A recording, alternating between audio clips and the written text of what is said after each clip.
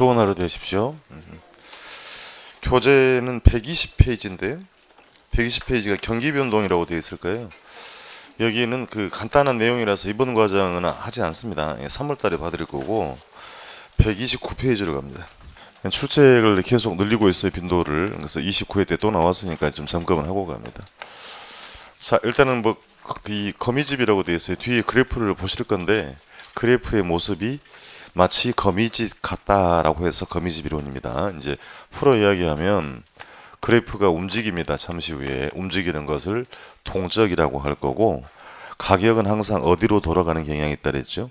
균형으로. 그래서 그래프가 움직이면서 균형을 찾아간다고 해서 동적 균형 이론이라고 합니다. 새로운 거 공부한 건 아니고요. 기간에 공부했던 것을 좀 다른 각도로 볼 겁니다. 지난주까지 공부를 할 때 부동산 수요나 공급이나 모두 가격에 대해서 비탄력적이라고 공부했죠. 지난주에 안 나오셨는가 봐요. 예. 자, 수요도 비탄력적이고 공급도 비탄력 이렇게 공부했죠. 기억이 안 나나요? 예. 그럼 상대적으로 물어보는 거예요. 어느 게 더 비탄력이에요? 수요는 준비하면 반응할 수 있죠. 공급은 준비해도 돼야 안 돼. 토지의 경우는 완전 비탄력이다. 그럼 신규 주택은 일정한 생산 기간이 필요하다 그랬죠. 그렇습니까? 생산에 소요되는 기간이 긴 거니까 상대적으로 비교하면 어느 게 더 비탄력이다. 공급이 더 비탄력. 공부 다 끝났습니다. 자, 수요는 상대적으로 탄력적이라고 하고요. 공급은 상대적으로 비탄력적입니다. 다시 풀어서 가면 수요는 가격에 대해서 즉각 반응할 수 있지만 공급은 일정한 시간이 지나야만 반응한다. 여기서 묻고자 하는 것은 공급이 제때 안 된다. 공급의 시차를 설명하는 게 거미집 이론의 핵심입니다.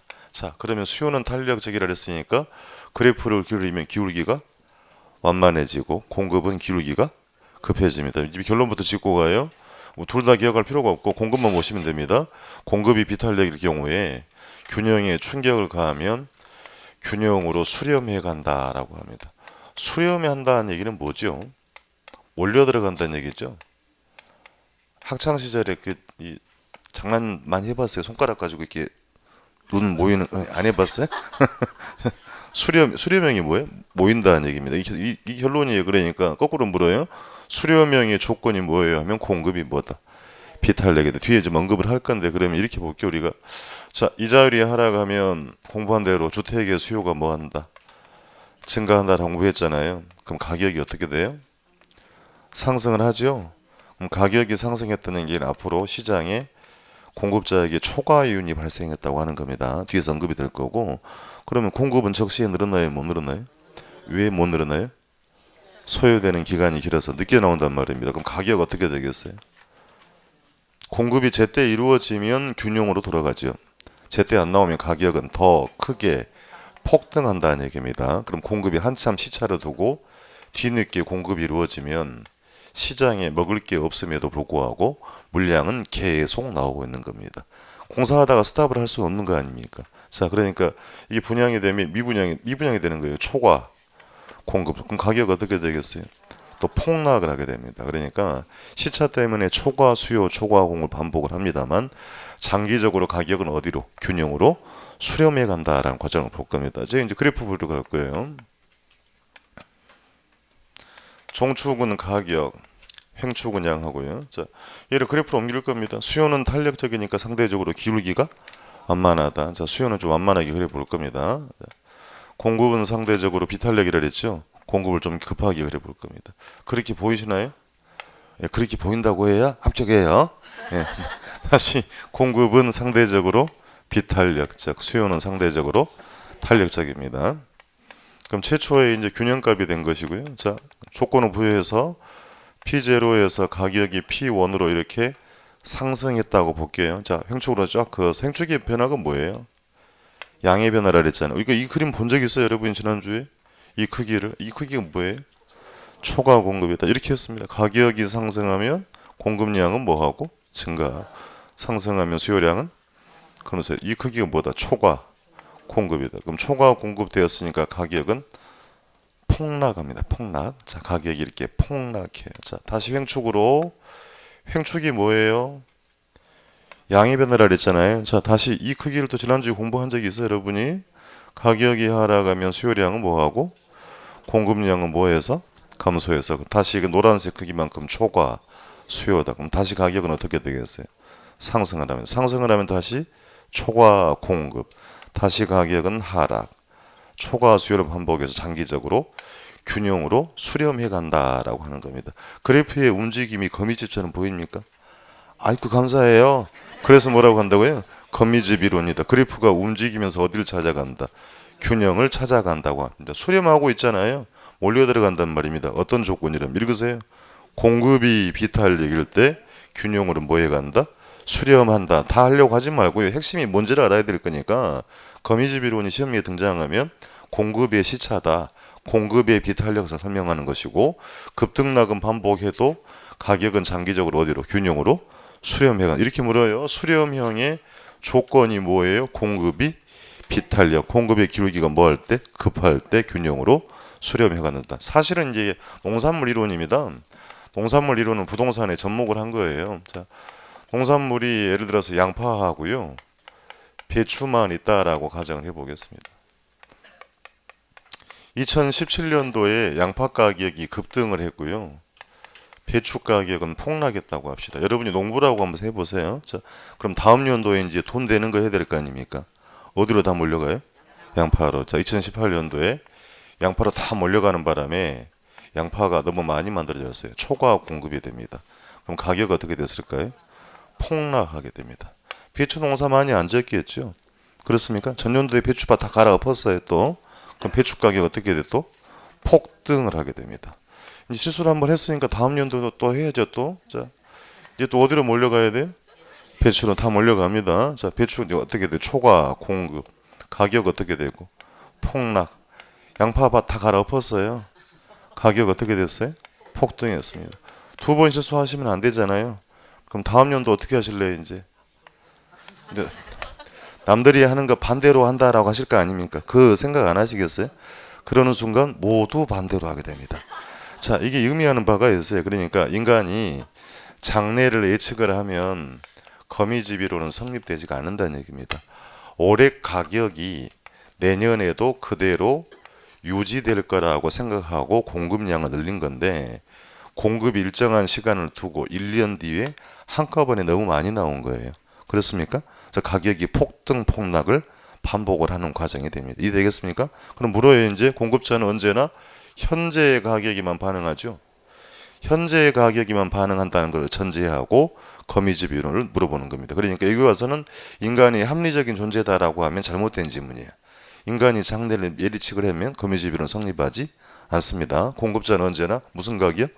현재 가격에만 반응한다는 걸 전제하고 있다. 아시겠죠? 그러니까 이제 이게 풀어가는 과정이니까 봅시다. 초과 공급, 초과 수요를 반복을 해서 가격 급등, 급락을 반복을 하는데 장기적으로 가격은 어디로?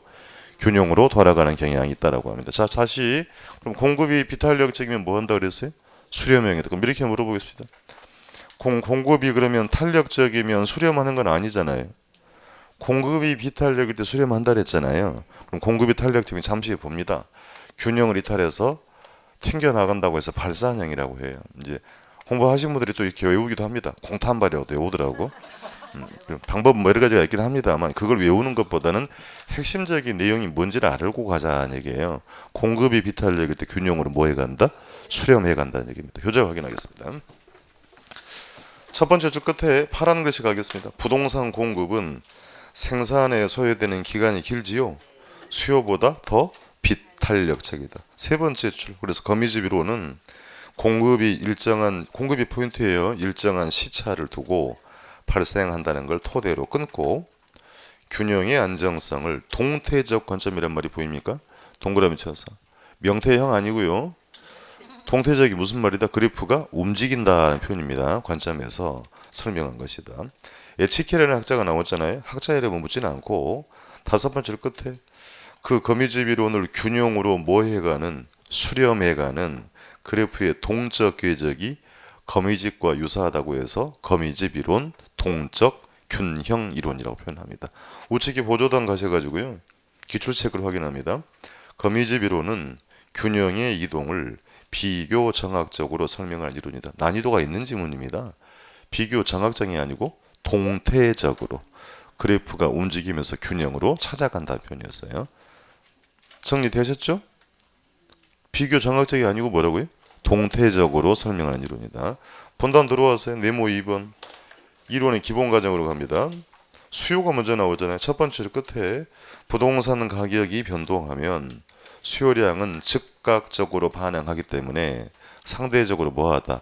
탄력적이다. 보조단 가세요. 우측에.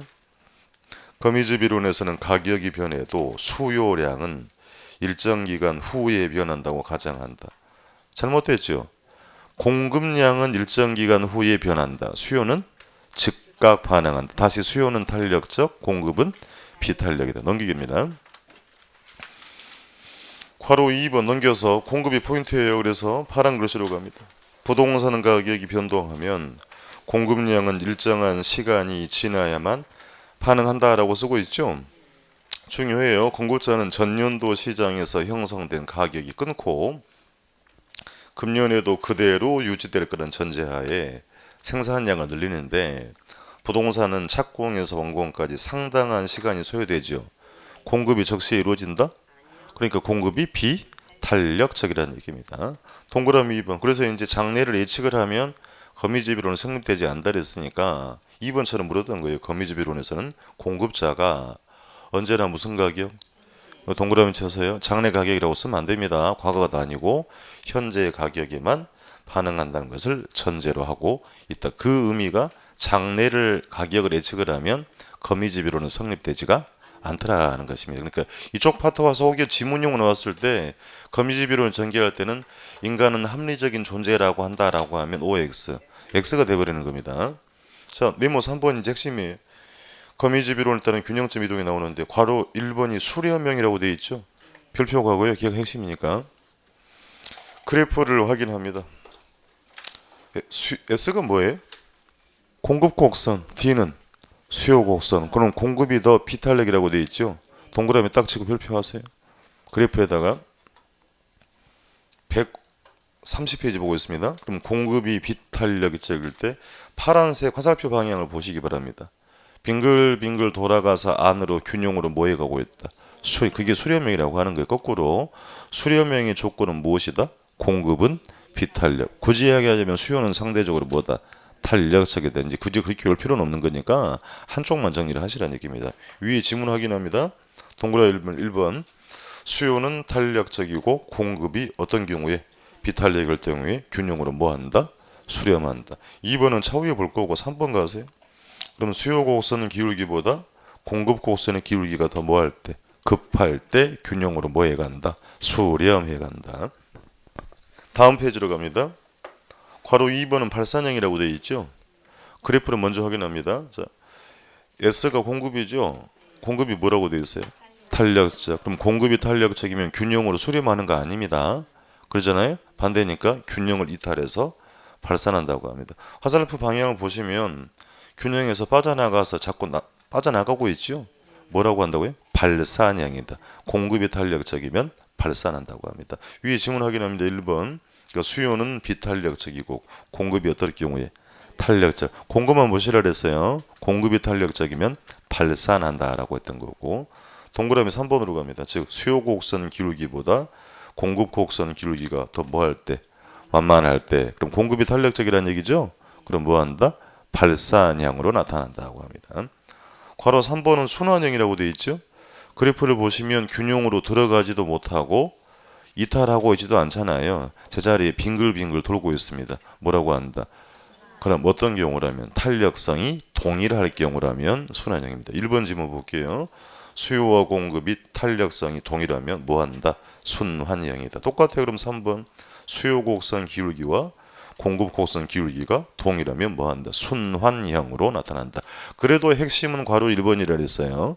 공급이 비탄력일 때 균형을 뭐해 간다? 수렴형. 그걸 이제 안정형 그렇게 쓰기도 해요. 써두세요.